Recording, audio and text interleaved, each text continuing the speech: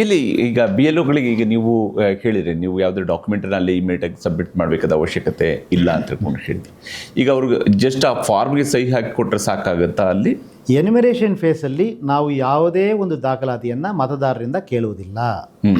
Enumeration form ಏನು ಕೊಡ್ತೀವಿ ಅದಕ್ಕೆ ದಯವಿಟ್ಟು ತಮ್ಮದು ಫೋಟೋ ಹಳೆದಾಗಿದ್ದಲ್ಲಿ ಹೊಸ ಫೋಟೋ ಹಚ್ಚಿಕೊಡಿ. 2002 SIR ಡೇಟಾ ಫಿಲ್ ಮಾಡಿ, ತಮ್ಮದಾಗಲಿ ಅಥವಾ ತಮ್ಮ ರಿಲೇಟಿವ್ಸ್ ಆಗಲಿ ಫಿಲ್ ಮಾಡಿ ಸೈನ್ ಮಾಡಿ ಕೊಡಿ ಅಂತ ಮಾತ್ರ ಕೇಳ್ತೀವಿ. ದಾಖಲಾತಿ ಈ ಹಂತದಲ್ಲಿ ಕೇಳೋದಿಲ್ಲ. ಮತ್ತು ಬಿ ಎಲ್ ಒ ಏನು ಮಾಡ್ತಾರೆ, ತಮ್ಮ ಹತ್ರ ನಾವು 2 ಸೆಟ್ ಫಾರ್ಮ್ ಕೊಡ್ತೀವಲ್ಲ, ಒಂದು form B L O collect ಮಾಡಿಕೊಳ್ತಾರೆ, ಇನ್ನೊಂದು ಫಾರ್ಮ್ಗೆ ಬಿ ಎಲ್ ಒ ಸಹಿ ಹಾಕಿ ತಮ್ಮ ಹತ್ರನೇ ವಾಪಸ್ ಕೊಡ್ತಾರೆ. ಅದು ತಮಗೆ ಅಕ್ನಾಲೆಜ್ಮೆಂಟ್ ಆಗಿ ಉಳಿದಿರ್ತದೆ. ಅಕಸ್ಮಾತ್ ನಾಳೆ ನೀವು enumeration form B L O ಹತ್ರ ಕೊಟ್ಟಿದ್ದ ಮೇಲೇನೂ ನಿಮ್ಮ ಹೆಸರು ಡ್ರಾಫ್ಟ್ ರೋಲಲ್ಲಿ ಇಲ್ಲ ಅಂದರೆ this is the proof that you have given the form ಅಂತ. ಯು ಕ್ಯಾನ್ ಕ್ವಶ್ಚನ್ ಅಸ್, ನಾನು ಫಾರ್ಮ್ ಕೊಟ್ಟ ಮೇಲೆ ಯಾಕೆ ನನ್ನ ಹೆಸರು ಇಲ್ಲ ಅಂತ. ಯಾಕೆ ನಾನು ಮೊದಲೇ ಹೇಳಿದ್ದೀನಿ, ನಾನು ಯಾರ್ಯಾರು ಎನ್ಯುಮರೇಷನ್ ಫಾರ್ಮ್ ಫಿಲ್ ಮಾಡಿ ಸೈನ್ ಮಾಡಿ ಕೊಡ್ತಾರೆ ಅವರು ಎಲ್ಲರ ಹೆಸರು ಡ್ರಾಫ್ಟ್ ರೋಲಲ್ಲಿ ಬಂದೇ ಬರ್ತದೆ. ಅದು ಮ್ಯಾಪಿಂಗ್ ಆಗಿದ್ದರೂ ಸರಿ, ಆಗದೇ ಇದ್ದರೂ ಸರಿ, SIR ಡೇಟಾ ಕೊಟ್ಟಿದ್ದನ್ನು ಸರಿ, ಕೊಡದಿದ್ದನ್ನು ಸರಿ, ಫೋಟೋ ಹಚ್ಚಿದ್ದನ್ನು ಸರಿ, ಹಚ್ಚದೇ ಇದ್ದನ್ನು ಸರಿ, ಬಟ್ ಸೈನ್ ಮಾತ್ರ ಆಗಿರಬೇಕು. ಯಾವುದೇ ಒಂದು ಮತದಾರರು ಸಹಿ ಮಾಡದೆ ಫಾರ್ಮನ್ನು ಫಿಲ್ ಮಾತ್ರ ಮಾಡಿ ವಾಪಸ್ ಕೊಟ್ಬಿಟ್ರೆ ಖಂಡಿತವಾಗಿ ಅವ್ರು ಸಹಿ ಮಾಡದೇ ಇರೋ ಕಾರಣದಿಂದ ಅದು ಯಾವುದೇ ನಾವು ತೀರ್ಮಾನ ತಗೊಳ್ಳಿಕ್ಕೆ ಬರೋದಿಲ್ಲ. ಸೊ ದಯವಿಟ್ಟು ಮತ್ತೆ ನಾನು ಒತ್ತಿ ಹೇಳ್ತೀನಿ, ಸೈನ್ ಮಾಡಬೇಕು, ಜೊತೆ ಫಾರ್ಮನ್ನು ವಾಪಸ್ ಬೀಲ್ ಹೋದ್ರೆ ಕೊಡಬೇಕು. ಓಕೆ, ಅದನ್ನು ರಿಕ್ವೆಸ್ಟ್ ಮಾಡ್ತೀನಿ. ಓಕೆ, ಈಗ ಉದಾಹರಣೆಗೆ 2002 SIR ಟೈಮಲ್ಲಿ ಅವ್ರದ್ದು ಯಾವುದೋ ಒಂದು ಊರಿನಲ್ಲಿ ಅವರು ತಮ್ಮ ಸ್ವಂತ ಊರಿನಲ್ಲಿ ಅವರ ಮತಪಟ್ಟಿಯಲ್ಲಿ ಅವರ ಹೆಸರು ಇತ್ತು. 2002 99ರಲ್ಲಿ ಎಲೆಕ್ಷನಲ್ಲಿ ವೋಟಿಂಗ್ ಮಾಡಿದ್ದಿರ್ಬೋದು, 2002ರಲ್ಲಿ ಮಾಡಿರ್ತಾರೆ. ಅವ್ರು 2015 16 ಇನ್ಯಾವುದೋ ನಗರಕ್ಕೆ ಹೋಗಿ ವಾಸ ಮಾಡ್ತಿರ್ತಾರೆ. ಅಲ್ಲೂ ಕೂಡ ಅವರು ಒಂದು ಮತಪಟ್ಟಿಯಲ್ಲಿ ಹೆಸರು ಸೇರಿಸ್ಕೊಂಡಿದ್ದಾರೆ. ಊರಿದ್ದು ಡಿಲೀಟ್ ಮಾಡಿಸಿರಲ್ಲ, ಅದು ಅದರ ಪಾಡಿಗೆ ರನ್ ಆಗ್ತಾ 2026 ನಿಮ್ಮ ಡೇಟಾದ ಪ್ರಕಾರವೂ ಕೂಡ ಅದು ಅಲ್ಲಿ ರನ್ ಆಗ್ತಾ ಇದೆ. ಇಲ್ಲಿ ಮಿಡ್ಲಲ್ಲಿ ಎಲ್ಲೋ ಒಂದು ಕಡೆಯಲ್ಲಿ ಮಾಡ್ಕೊಂಡಿದ್ದಾರೆ, ಅದು ಕೂಡ ನಿಮ್ಮ ಮತಪಟ್ಟಿಯಲ್ಲಿ ರನ್ ಆಗ್ತಾ ಇರುತ್ತೆ. ಇಂತಹ ವ್ಯಕ್ತಿಗಳ ಮತದಾರರ ಪಟ್ಟಿಯಲ್ಲಿ ಹೇಗೆ ಪರಿಷ್ಕರಣೆ ಆಗುತ್ತೆ? ಈ ವ್ಯಕ್ತಿಗಳ ಇಂತಹ ಉದಾಹರಣೆಗಳು ಹೇಗೆ ಪರಿಷ್ಕರಣೆ? ಭಾಳ ಒಳ್ಳೆಯ ಪ್ರಶ್ನೆ ಇದು. ಈಗ ಯಾರ್ಯಾರು ಮತದಾರರದ್ದು ಒಂದಕ್ಕಿಂತ ಮೇಲ್ಪಟ್ಟ ಕಡೆ ವೋಟರ್ ಲಿಸ್ಟ್ಲಿ ಹೆಸರಿದ್ದರೆ ಅವ್ರ ಹೆಸರು ಎಷ್ಟು ಕಡೆ ಇದ್ದರೂ, ಉದಾಹರಣೆಗೆ 2 ಕಡೆ ಇದ್ದರೆ, 3 ಕಡೆ, 4 ಕಡೆ ಇದ್ದರೆ, ಎಷ್ಟು ಕಡೆ ಇದ್ದರೂ ಸಮೇತ ನಾವು ಎನ್ಯುಮರೇಷನ್ ಫಾರ್ಮನ್ನು ಪ್ರತಿಯೊಂದು ಅಡ್ರೆಸ್ಗೂ ಕಳಿಸ್ಕೊಡ್ತಾನೆ ಇರ್ತೀವಿ. ಉದಾಹರಣೆಗೆ ಒಬ್ಬರ ಹೆಸರು 3 ಕಡೆ ಇದ್ದರೆ 3 ಕಡೆ ಇರುವ ಅಡ್ರೆಸ್ಗೂ ಎನ್ಯುಮರೇಷನ್ ಫಾರ್ಮ್ ಹೋಗುತ್ತದೆ. ನಾನು ಮತದಾರರ ವಿನಂತಿ ಮಾಡೋದು, ತಾವು ದಯವಿಟ್ಟು ಒಂದು ಕಡೆ ಮಾತ್ರ ಫಾರ್ಮನ್ನು ಸೈನ್ ಮಾಡಿ ಕೊಡಬೇಕು. 3 ಕಡೆಯಲ್ಲಿ ಎಲ್ಲಿ ಮಾಡಲಿ ಅಂತ ಕೇಳಿದರೆ ಅದು ತಮ್ಮದೇ ತೀರ್ಮಾನ. ಅಧಿಕಾರಿ ಯಾವುದೂ ತೀರ್ಮಾನ ಮಾಡೋಕ್ಕೆ ಆಗಲ್ಲ. ಎಲ್ಲಿ ತಾವು ಮತದಾರ ಇರಲಿಕ್ಕೆ ಇಷ್ಟಪಡ್ತೀರಿ ಎಂಬುದು ತಮ್ಮ ತೀರ್ಮಾನ. ತಾವು ಒಂದು ಕಡೆ ಮಾತ್ರ ಸೈನ್ ಮಾಡಿ ಕೊಡಬೇಕು. ಇಲ್ಲ ನಾನು 3 ಕಡೆ ಮಾಡ್ತೀನಿ ಅಂತ ಕೇಳಿದರೆ ನಾನು ಅದಕ್ಕೆ ಮತ್ತೆ ತಮಗೆ ರಿಕ್ವೆಸ್ಟ್ ಮಾಡ್ತೀನಿ, ಪ್ಲೀಸ್ ಎನ್ಯುಮರೇಷನ್ ಫಾರ್ಮನ್ನು ದಯವಿಟ್ಟು ನೋಡಿ.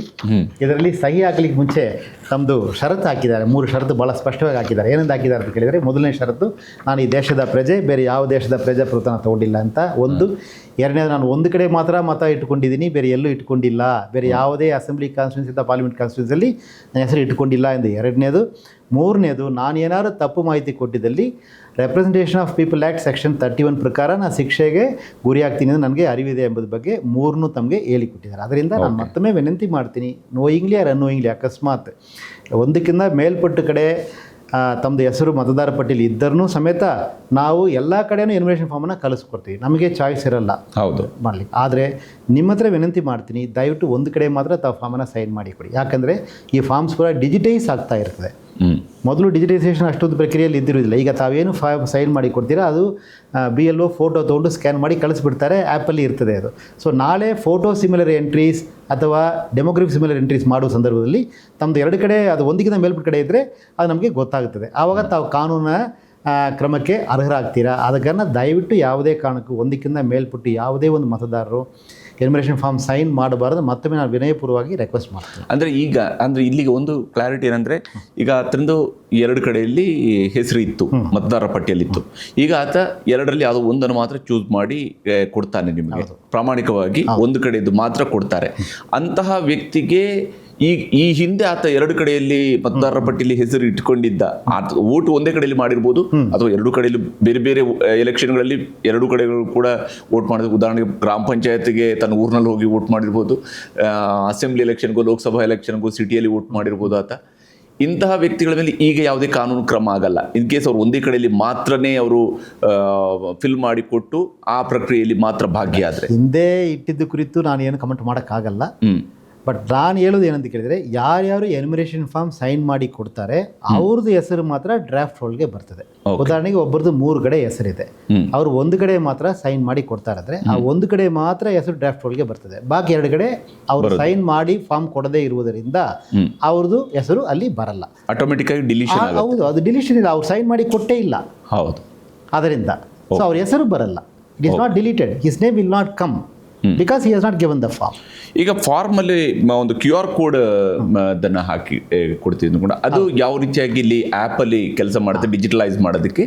ಈಗ ನಾವು ಈ ಸಾರಿ ಏನು ಮಾಡ್ತೀವಿ ಅಂದರೆ ಪ್ರತಿ ಫಾರ್ಮನ್ನು ಡಿಜಿಟೈಸ್ ಮಾಡ್ತಾ ಇರ್ತೀವಿ. BLOಗೆ ಅನುಕೂಲ ಮಾಡಲಿಕ್ಕೆ ಈ QR ಕೋಡ್ ಕೊಡಲಾಗಿದೆ. ಈ QR code is unique for each and every voter. ಪ್ರತಿಯೊಂದು ಮತದಾರರಿಗೂ ಇದು ಯೂನಿಕ್ ಕೋಡ್ ಆಗಿರ್ತದೆ.